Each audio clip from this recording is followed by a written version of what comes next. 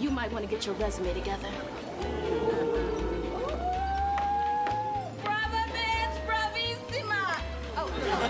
Hello everyone, welcome back to Style Intellect. So in my last video, we talked about Monica Brooks, the underrated girlfriend's character who sort of, kind of, not really, replaced Toni Childs after she left the show. If you haven't seen it, go check it out and then come back to this one. Today, we're diving deeper into the comparisons between Monica and Toni, and this will be the third and likely final video I do on the Girlfriends TV series, at least for now. And next week, we'll move on to a new topic. So subscribe and turn on those notifications if you're interested in style analyses and deep dives. Before I even get started with the videos, I just wanted to say thank you guys so much for the support that I've received so far. I can't even begin to describe how happy I am that I'm starting to build this tribe of people who are interested in the same things that I'm interested in.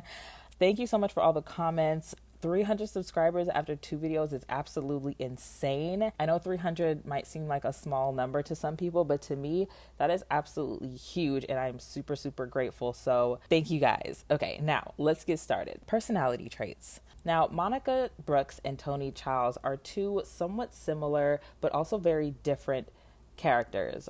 They're both very driven. They share traits of being materialistic, sassy, quick-witted, and outspoken. They're both bougie Barbies in their own right, and they're very ambitious and about their money. However, Toni is more focused on her own business as a real estate agent. She also displays some narcissistic tendencies, some would say, some emotional immaturity for sure, and very little self-reflection until she goes to therapy. She is very honest about who she is, but it takes her a while to actually correct the things about her that are not so positive. She can also be very selfish and deeply insecure. Monica, on the other hand, is all about her man's business, okay? She's more emotionally mature. She does not shy away from conflict. If you have something to say to her or about her, she wants to hear it right now. She's a little bit more self-reflective and willing to work on the things that she knows she needs to work on. Overall, both Toni and Monica, if you ask me, are both very fabulous individuals. Background and family life. Monica grew up in a wealthy family in Chicago, Illinois. Her father was a successful commodities trader, and most likely the reason for the family's wealth. Someone in my previous video mentioned that she gives off 1%er vibes, generational wealth. We'll never really know for sure where her family's money started, but she does mention that her father did very well as a commodities trader, so we know at least for sure that a lot of their money comes from there. We don't know too much more about her mother's background, as we don't get too deep into her family tree. Toni, on the other hand, was raised on a farm in Fresno, California, and she's very uncomfortable with her past and does whatever she can to run away from it, essentially running away from a part of herself. Now, let's get a little bit deeper into their family dynamics, especially their relationships with their mothers in particular. Both have complicated relationships. Toni's mom was a bit neglectful growing up, and she was an alcoholic. Toni actually does go to therapy to address her issues and even brings her mom along in one episode to try to work on their relationship. And then we have Monica and her mother, who we can also tell they have a very strained relationship. Her mother is very cold, kind of rude, and very cutthroat. She cuts Monica off financially when she's literally at her lowest. In the episode where we meet her mother, we learn that her mom didn't even show up to the wedding because, quote, her father's condition makes it difficult for them to travel, which her father does have dementia, so I could maybe see why that would make things a little bit difficult. But you would still think that no matter what, like, you would want to show up to your daughter's wedding, even though the father might not be fully aware of what's going on because of his dementia. I'm sure he would have still loved to be there. So I think that's kind of a lazy excuse, especially the fact that they have all this money and all these resources. I think they could have made it to the wedding, at least for the ceremony. It appears that Monica doesn't really care to make any effort to repair their relationship, and obviously neither does the mother. And really, that episode where we meet the mother is kind of the last time we see her. For both Monica and Toni, these relationships with their mothers add some layers to their characters and how they handle personal challenges. Because of this background information and these relationships with their family members, we get an insight into why these characters act the way that they do, also why they dress the way that they do, and we also get an insight into why and how they choose the men that they choose to date. But we'll get into that in a second. Now, my favorite part, the style. These two are absolutely killing it. I mean, all of the girlfriends on the show have their own unique styles that I absolutely love. But let's get into Monica and Toni's style and how different they really are. Monica's look is very classic and chic with timeless neutral colors, embodying the stealth wealth or quiet luxury aesthetic.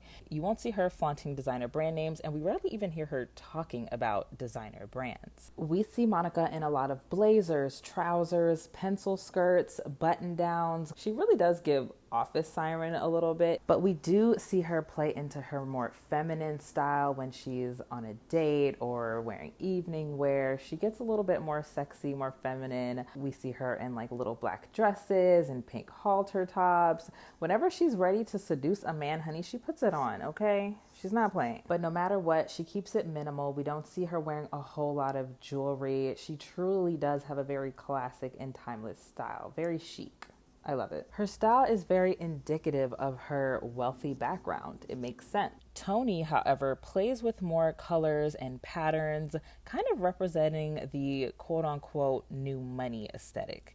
She's always talking about and wearing designer labels. She dresses more trendy and just a little bit more experimental, I would say, but definitely true to her style no matter what. And even when she is not financially well, will do whatever she can to keep up appearances, such as buying $17,000 Birkin bags when she really doesn't have it. Bag. No, Toni. You cannot afford a $17,000 bag. But I worked hard for this bag. Now, of course, like I mentioned, Toni is very insecure, and a lot of this insecurity stems from her poor farm girl background. So I really think she tries to overcompensate sometimes with, buying all these designer clothing that sometimes she can't even really afford. Yes, she does well as a businesswoman, but come on, like sometimes she really does take it overboard. The two of them always keep their hair done, but Monica sticks to her signature voluminous roller set, while Toni experiments with different hairstyles, cuts, and even plays with color a bit sometimes. Personally, I like Toni's style a little bit more just because she's a little bit more experimental. She plays with colors more, but honestly, if I were to compare whose style is more like mine, I would probably say Monica, because I love a good neutral, I love a good timeless chic look, but I would like to play with colors more. I don't know, you guys let me know in the comments down below whose style you like better or whose style you relate to more. Do you like Monica's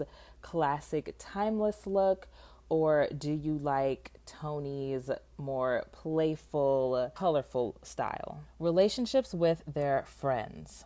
Joan and Toni have known each other since childhood in Fresno, California. Toni is initially very condescending to Maya, but their beef eventually simmers down over time, and Maya even supports Toni in later seasons and shows up for her when needed.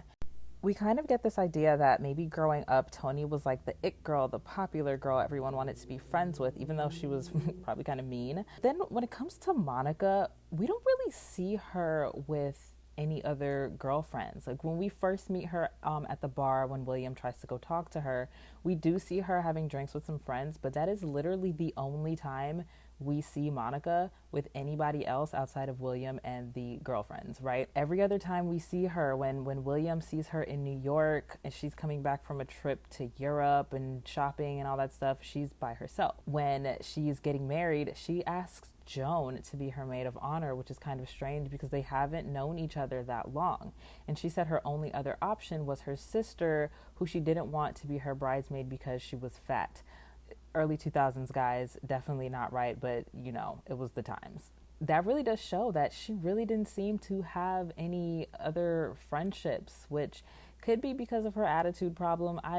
We don't really know why, but Monica was not the nicest person when we first met her in the earlier seasons, so it's not really hard to understand. Joan and Monica, however, become friends through William, and although Joan wasn't fond of Monica at first, Lynn and Maya take a lot longer to warm up to Monica. I said, Pastor Jackson, if God don't like ugly, then he must can't stand your wife. No, you didn't. Yes, I did. which is very interesting to me because Lynn and Maya would tell Joan to drop Toni as a friend, but then run to her aid whenever she needed help. And Joan would, actually for once set some boundaries against Toni, and Lynn and Maya would encourage her to essentially throw those boundaries away and come to Toni's help when Toni was often a horrible friend to Joan. Now, Joan isn't perfect, but Joan would make mistakes and then try to apologize for it. Toni would do things to Joan that she would never forgive Joan for if it was done to her. So I really just don't understand why Lynn and Maya would look at Joan crazy for trying to have some boundaries with Toni, especially after telling her that she should drop Toni as a friend. It just never really made sense to me. But then they took so long to embrace Monica, who never did anything to them except maybe, encourage William, who is their friend, to focus on his career, which they interpreted as, a bad friendship, I guess. I will say that it was kind of messed up that he was supposed to, dress up and pretend to be Santa Claus for Jabari that one Christmas episode, and instead Monica said, no, you need to throw this party for the firm so that you can, get a leg up as senior partner. And while I definitely understand her motivations, she should have at least let him go to Joan's house after the fact to dress up as Santa Claus for Jabari, for the kids. I don't know. That was kind of messed up, but she wasn't trying to be malicious towards them at all. She was really just focused on William's career. Like, I definitely understand the hesitancy to accept her when we first meet Monica in the earlier seasons, but after William and Monica get married and all that, I think they should have really been a little bit more open-minded towards her. Joan did try to ingratiate her into the friend group and get her more involved in things, and honestly, Maya and Lynn were really rude to her, even though she was trying to be a good person to them. So I didn't like Lynn and Maya for that. But Monica's not that bad anymore, and we have to get used to her being around. I mean, come on, she's marrying William. I've thought about that. I'm prepared to drop William. Joan, we don't like her. And we never will. Okay, we hate you. Lynn, stop.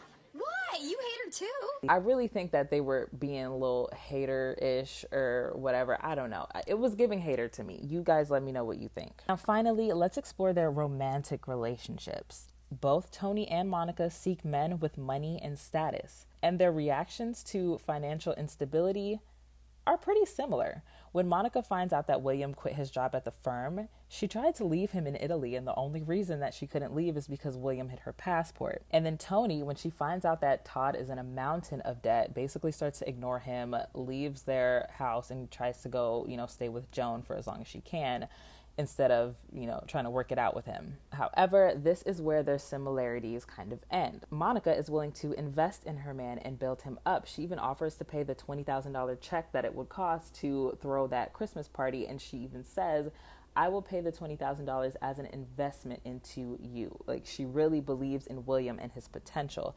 She does her due diligence on her partners. She knew who William was before he knew who she was.